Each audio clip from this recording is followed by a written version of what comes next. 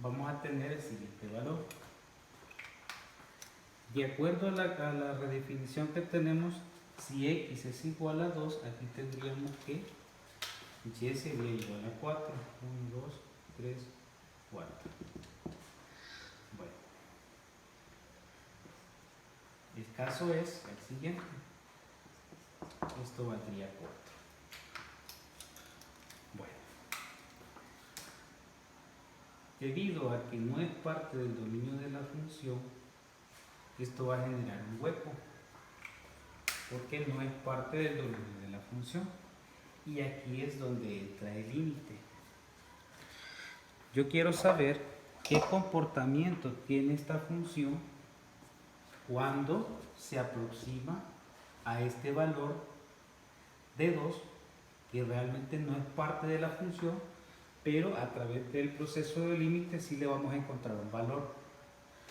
En la función como tal, la función racional, es una asíntota vertical.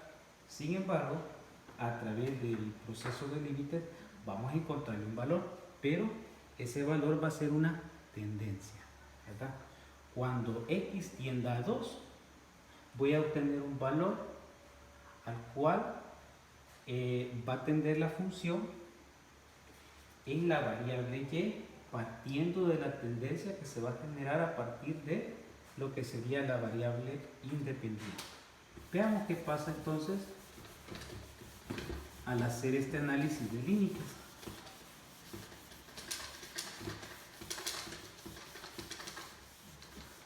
Okay. Veamos entonces. Lo establecemos de la siguiente manera. Voy a retomar la función como tal. F de x sería x más 2 por x menos 2 dividido entre x menos 2. Voy a tomar como tal la función como me la han dado. Entonces voy a hacer el siguiente análisis de límite. Límite cuando x tiende a 2 de f de x, que en este caso sería x más 2 por x menos 2 dividido entre x menos 2. Bueno, va a ser igual pues al resultado de límites. Genero mi proceso de límites o mi evaluación de límites. Me voy a ir directamente a la evaluación directa. Digamos que esto va a ser uno de los temas que ustedes van a averiguar, que van a averiguar un poco sobre límites. Por acá lo voy a poner, van a averiguar teoremas de límites.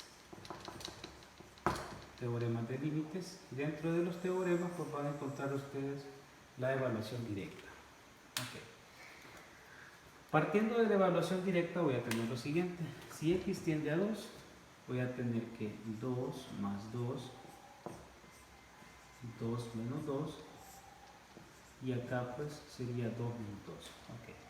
Acá esto es 4, acá esto es 0, y acá esto es 0. Por lo tanto, límite cuando x tiende a 2 de f de x, siendo f de x toda esta función, va a ser igual a 0 sobre 0.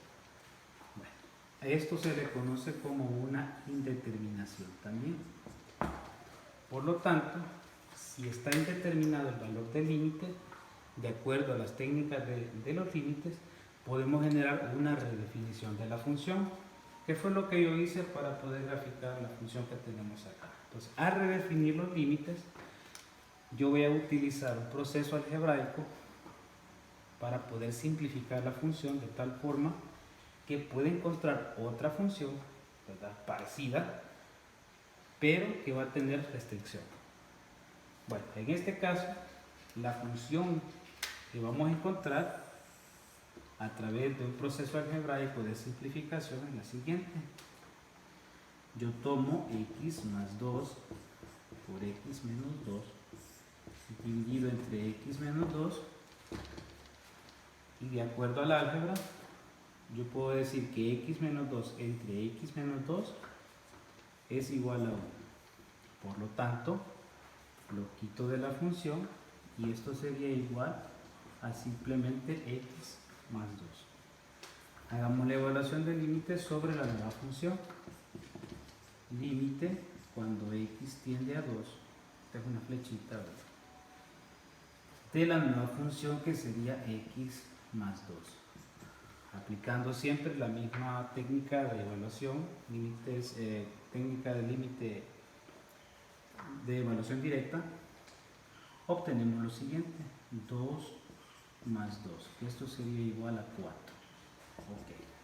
Entonces, como resultado, yo obtengo que el límite cuando x tiende a 2 de f de x va a ser igual a 4.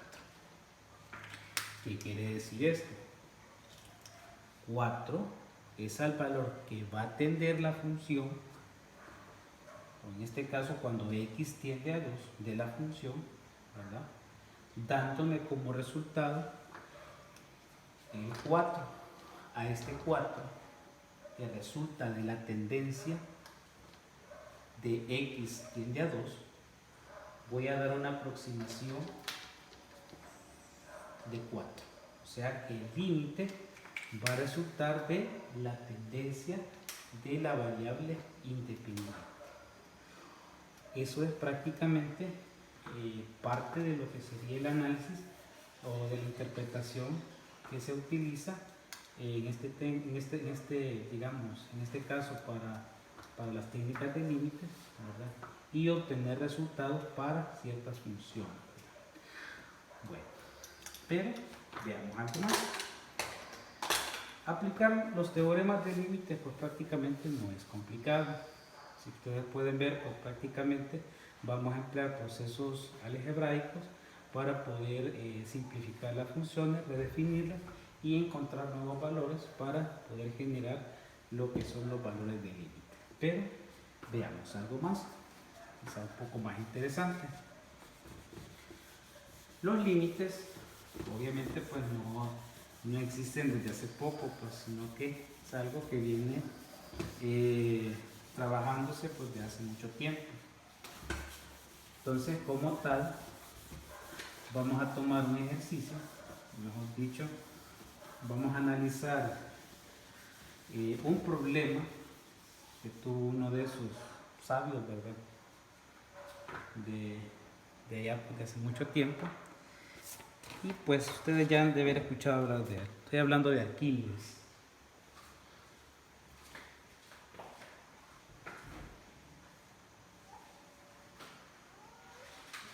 Ok, pues Arquímedes, ¿verdad?, hizo un gran descubrimiento, ¿verdad?, uno de sus descubrimientos, en donde estableció, ¿verdad?, lo que sería el perímetro de un polígono.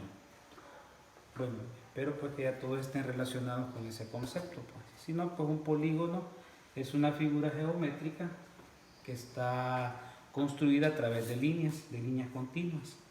Y por ahí pues tenemos los cuadrados, los rectángulos, los cuadrados, tenemos los pentágonos, hexágonos, bueno, el triángulo también es parte de los polígonos, y etcétera, ¿verdad?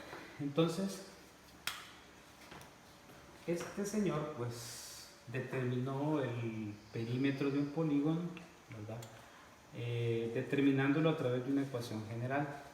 O sea, él hizo los cálculos y estableció una ecuación general para todos los polígonos, ¿verdad?, para X polígonos. Ok.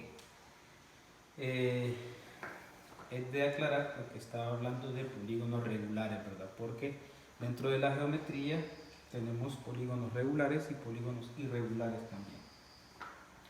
Obviamente pues los irregulares, pues las líneas pues que los conforman son de diferentes longitudes y no son iguales. En cambio los polígonos regulares tienen esa particularidad que sus lados son iguales. Okay. Entonces, para ser más específico, ¿verdad?, el análisis consiste, o el problema consiste, que él lo que quería era determinar el perímetro de una circunferencia. antes de esto, pues los polígonos, pues ya se había descubierto lo que era el perímetro, ¿verdad? Obviamente, pues imaginémonos un cuadrado, ¿verdad? Obviamente todos sus lados son iguales, entonces el perímetro sería igual a la suma, pues, de los 4 lados. Entonces 4L sería el perímetro, pues, de este polígono, que lo vamos a conocer como un cuadrado. Bueno, que se conoce como un cuadrado. Bueno, pero este señor no quería, digamos en este caso, analizar un polígono regular, ¿verdad? Sino que lo que él buscaba era el perímetro, pero de una circunferencia, y encontrar una forma como generar ese perímetro partiendo, pues, de lo que yo conocía en ese momento, que eran los polígonos, ¿verdad? Bueno, hagamos una pequeña analogía respecto a este problema. Okay. Si nosotros partimos de un cuadrado y lo vamos a inscribir en un círculo, ¿verdad? Vamos a tener un cuadrado inscrito, o sea, va a estar dentro de un círculo. Ahí está. Bueno, pero ¿qué tal si no tenemos un cuadrado, sino que tenemos un pentágono? Bueno, el pentágono, pues, obviamente va a tener 5 lados, ¿verdad? Pueden observarlo. No hagamos un pentágono, analicemos ahora un hexágono. Tenemos un hexágono por acá, ahora serían 6 lados.